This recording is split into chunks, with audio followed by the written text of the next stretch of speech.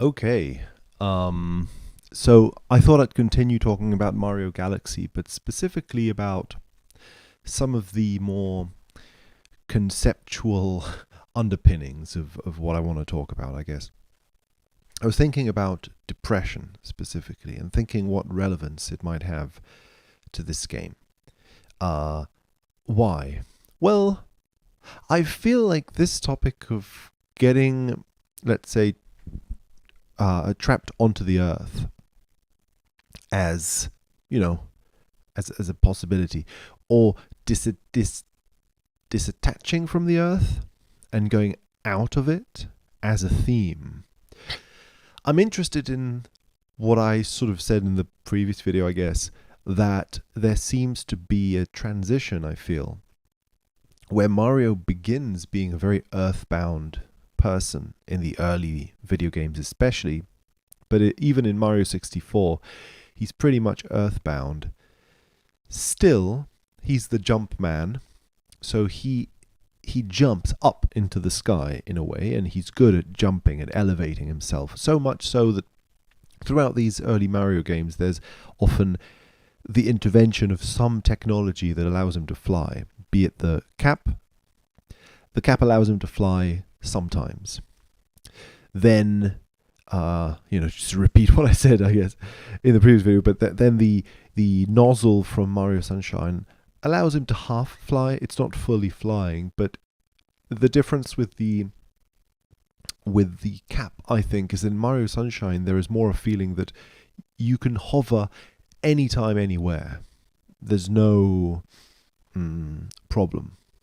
I guess you could say you could do that with Yoshi in Super Mario World as well, but I think they are kind of the same idea. Flood is also something that allows Mario, I think, to extend beyond his earthbound kind of nature. He can fly up into the sky whenever he wants with the use of water.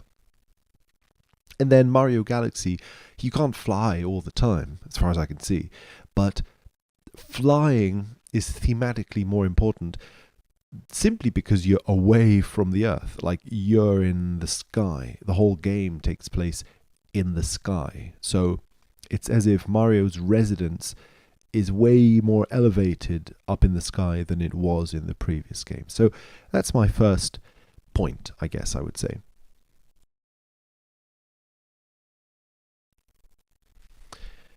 Okay, so what do I mean by depression? I think depression for me means knowing exactly what you think, but in a bad way. Like, knowing what you think and thinking that you're convinced of it, right? So someone could do something nice for you, but you're convinced that they don't care for you, right? So there's no amount of things that could happen to you that would change your mind. That's my sort of description of depression as a simple kind of thing. Uh, Anxiety, as some sort of a strange opposite to depression, I think has to do with the opposite. Too many thoughts and changing too much. So, for example, in a sense, it's total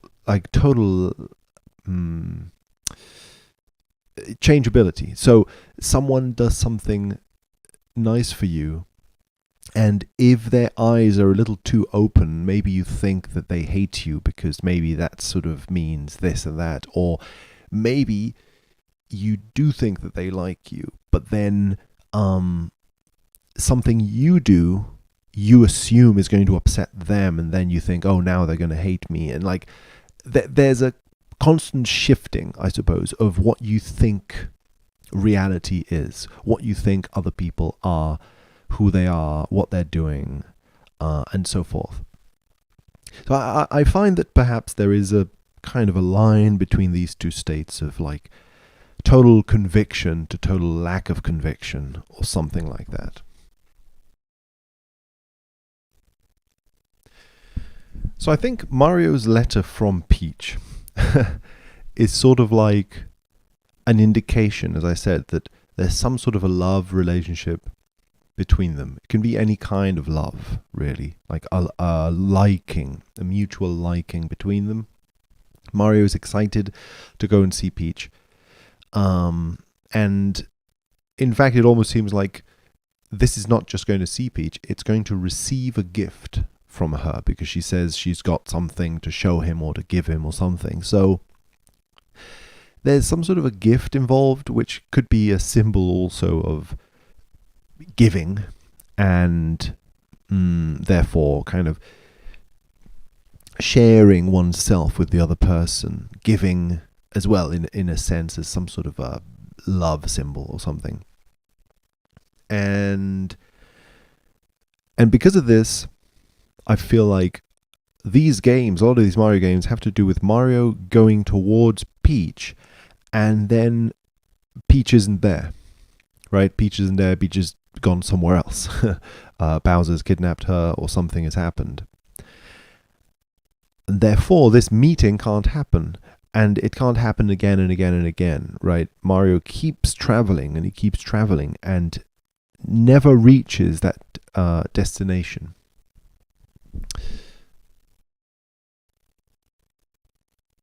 So it's hard to know where I want to go with this, to be quite honest with you. But I feel like depression may be an interesting metaphor to look at this through. Because Mario is constantly kind of expanding away from Earth. And Earth, or being bound to Earth, seems to be something that then Bowser is eliciting. At least in this game, in Galaxy, there's this tendency in the intro sequence. I haven't really seen the rest of the game, what the rest of the game involves. I can't remember, but if at least in the intro, you get this feeling that Bowser is freezing people, as I said, and immobilizing them. That keeps you sort of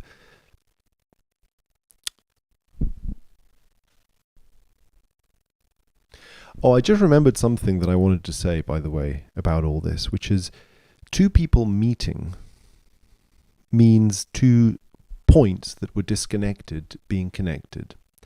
There's some sort of mathematical aspect to this, I feel, where therefore if we're constantly talking about Mario's reaching some destination, the destination is meeting Peach. That destination keeps flying sort of further and further away from him. And so when these 2 points connect, then Mario will have reached the point that he was going towards. And that point, I think, may have something to do with this idea of the center as well.